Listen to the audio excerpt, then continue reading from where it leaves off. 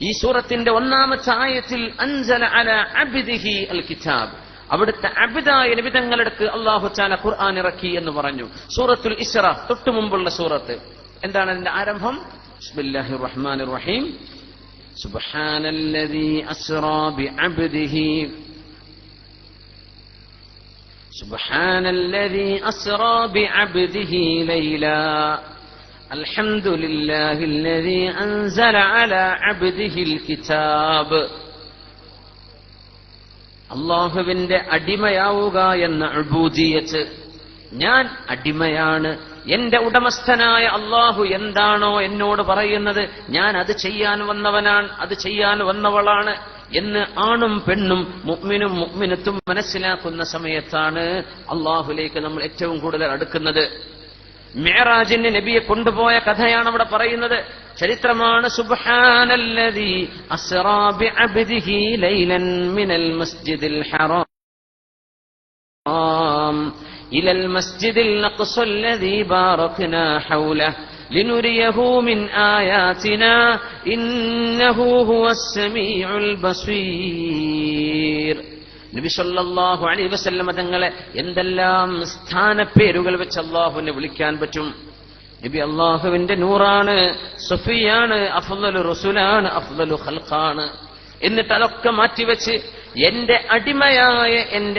അടിമയായ നബിയെ, എന്റെ അടിമയെ മസ്ജിദുൽ ഹറാമിൽ നിന്ന് മസ്ജിദുൽ അഖ്സയിലേക്കും അവിടുന്ന് അങ്ങോട്ടും ഇസ്റാഉം മിഅ്റാജും നടത്തിയ അല്ലാഹു പരിശുദ്ധനാണ്. അപ്പൊ നബി സല്ലല്ലാഹു അലൈഹി വസല്ലം തങ്ങൾ അല്ലാഹുവിന്റെ അടിമയായതുകൊണ്ട് അല്ലാഹു നബി തങ്ങൾക്ക് കൊടുത്ത സ്ഥാനമാണ് മിഅ്റാജ്. മിഅ്റാജ് കൊണ്ടുപോകുന്നതിന്റെ മുമ്പേ നബി അല്ലാഹുവിന്റെ അടിമയാണ് എന്ന് പറഞ്ഞാൽ നബി സല്ലല്ലാഹു അലൈഹി വസല്ലം തങ്ങൾ അല്ലാഹു എന്റെ റബ്ബും ഞാൻ അവന്റെ അടിമയുമാകുന്ന ആ ഒരു സ്ഥാനത്തോളം വേറെ ഒരു സ്ഥാനമില്ലല്ലോ. ومما زادني عزا وشرفا وكدت بأخمصي أطأ الثريا دخولي تحت قولك يا عبادي وأن صيرت أحمد لي نبيا. دخولي تحت قولك يا عبادي, അല്ലാഹു തആല എന്റെ അടിമകളെ എന്ന് വിളിക്കുന്ന കൂട്ടത്തിൽ ഞാനും ഒരു അടിമയാവുന്നതാണ് എനിക്ക് ഏറ്റവും വലിയ അഭിമാനം തരുന്നത്. ഏറ്റവും വലിയ അഭിമാനം, നമ്മൾ അല്ലാഹുവിന്റെ അടിമകളാണ്. എന്റെ പരിപാലനം എന്റെ റബ്ബ് ഏറ്റെടുത്തുവല്ലോ, അപ്പോഴാണ് ഞാൻ അടിമയാവുക. എന്റെ പരിപാലനം, എന്റെ തർബിയത്ത് അല്ലാഹു ഏറ്റെടുത്തിട്ടുണ്ട്, ഞാൻ അവന് അടിമയാണ്. എന്റെ അല്ലാഹു പറഞ്ഞു നീ സുബഹിസ്കരിക്കണം, ഞാൻ നിസ്കരിക്കാൻ. എന്റെ റബ്ബ് പറഞ്ഞു റമദാൻ നോമ്പ് എടുക്കണം, നല്ല ചൂടുള്ള കാല, ശരിയാ നീ നോമ്പ് നോറ്റേക്കണം. എന്റെ റബ്ബ് പറഞ്ഞു നീ ഹജ്ജ് ചെയ്യണം, നല്ല ടെമ്പറേച്ചറൊക്കെ കൂടുതലാണ്, എന്നാലും മക്കയിലേക്ക് പോ, നീ ഹജ്ജ് ചെയ്യ്. എന്റെ റബ്ബിനോട് പറഞ്ഞു ഞാൻ പോവാണ്. എന്റെ റബ്ബ് പറഞ്ഞു ഇത് ചൂട് തണുപ്പ് എനിക്ക് വിഷയമല്ല. എന്റെ റബ്ബനോട് പറഞ്ഞു അപ്പൊ എന്റെ ഉറക്കോ ക്ഷീണമോ എനിക്ക് വിഷയമല്ല. എന്റെ റബ്ബനോട് പറഞ്ഞു എന്റെ വരുമാനം കുറയുമോ എന്ന് ഞാൻ നോക്കില്ല, ഞാൻ സദഖയും സകാത്തും കൊടുക്കാൻ എന്റെ റബ്ബിനത് ഇഷ്ടമാണ്, ഞാനത് ചെയ്യുന്നു. എന്റെ റബ്ബനോട് പറഞ്ഞു ഹറാമിലേക്ക് നോക്കല്ലേ, ഞാൻ എന്റെ കണ്ണിനെ താഴ്ത്തുകയാണ്. എന്റെ റബ്ബനോട് പറഞ്ഞു നീ ഹലാലായത് മാത്രം സ്വീകരിച്ചാൽ മതി, ഹറാം എനിക്ക് വേണ്ട, ഞാൻ ഹറാം സ്വീകരിക്കുന്നില്ല. എന്റെ റബ്ബിന്റെ ഇഷ്ടം അതാണോ, ഞാൻ അവന്റെ അടിമയാണ്. അങ്ങനെ ഒരു അടിമയായപ്പോഴാണ് നബി തങ്ങൾക്ക് ഏറ്റവും വലിയ സ്ഥാനം അല്ലാഹു തആല കൊടുത്തത് മിഅ്റാജ്. ആ മിഅ്റാജ് പോയി വന്നപ്പോൾ നബി തങ്ങൾ നിസ്കാരം കൊണ്ടുവന്നു. നിസ്കാരം എന്ന് പറയുന്നത് അല്ലാഹു അക്ബർ എന്ന് ചൊല്ലി അല്ലാഹു ജല്ല ജലാലുവിന്റെ മുമ്പിൽ നമ്മൾ നിൽക്കുമ്പോ തക്ബീർ ചൊല്ലിക്കഴിഞ്ഞാൽ മിഅ്റാജിൽ ഹബീബ് അല്ലാഹുവിന്റെ ഹദറത്തിലേക്ക് എത്തിയതുപോലെ ആ ഒരു തക്ബീർ കൊണ്ട് അല്ലാഹുവിന്റെ ഹദറത്ത് പ്രാപിക്കാൻ നമുക്ക് ഒരു വഴിയുമായിട്ടാണ് നബി തങ്ങൾ മിഅ്റാജ് കഴിയുമ്പോൾ തിരിച്ചു വരുന്നത് സ്വല്ലല്ലാഹു അലൈഹി വസല്ലം. ഇത് രണ്ടിന്റെയും കാരണം നബിതങ്ങൾ അബ്ദായി എന്നതാണ്, അല്ലാഹുവിന്റെ അടിമയായി എന്നതാണ്. അൽഹംദുലില്ലാഹില്ലദീ അൻസല അലാ അബ്ദിഹി അൽ കിതാബ്. കിതാബ് എന്ന വാക്കിന് അഹ്കാം എന്നർത്ഥമുണ്ട്, നിയമങ്ങൾ എന്നർത്ഥമുണ്ട്.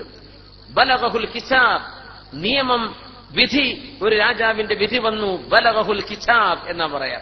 അള്ളാഹുവിന്റെ നിയമം വരുന്നു, ഖുർആനിൽ നിയമങ്ങളുണ്ട്. ആ നിയമങ്ങൾ അംഗീകരിക്കുന്ന മനസ്സുണ്ടാകുമ്പോഴാണ് നമ്മൾ അടിമയായി മാറുന്നത്.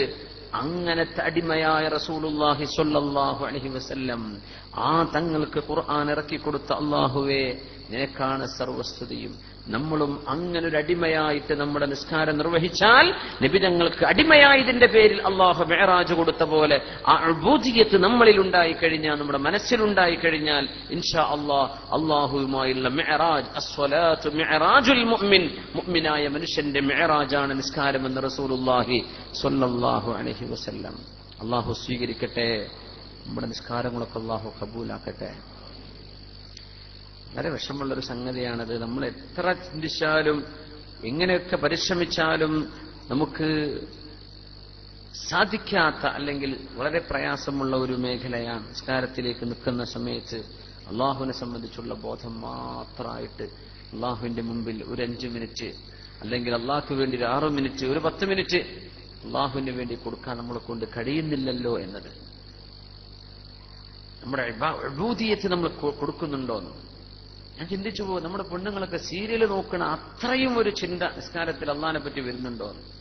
സിനിമയൊക്കെ കാണുമ്പോൾ പെണ്ണുങ്ങളൊക്കെ കണ്ണും തുറപ്പിച്ച് നോക്കിയിരിക്കുന്ന ഒരു പോയിന്റ് പോയാൽ കുറച്ചോനെ നഷ്ടമായല്ലോ, ഒരു എപ്പിസോഡ് നഷ്ടമായാൽ റബ്ബേ എനിക്ക് കിട്ടൂലല്ലോ, അങ്ങനത്തെ ഒരു ബേജാർ. റബ്ബേ, ഒരു റുക്കുവിലെ സുബ്ഹാനല്ലാഹ് പറയുമ്പോൾ എനിക്ക് അള്ളാഹിനെ ഓർമ്മ വരാതിരുന്ന എന്റെ നിസ്കാരം പോവുമല്ലോ, അങ്ങനെ ഒരു കോൺസെൻട്രേഷൻ നമ്മുടെ നിസ്കാരത്തിൽ വരുന്നുണ്ടോ? ഇതൊരു വലിയ വിഷയമാണ്.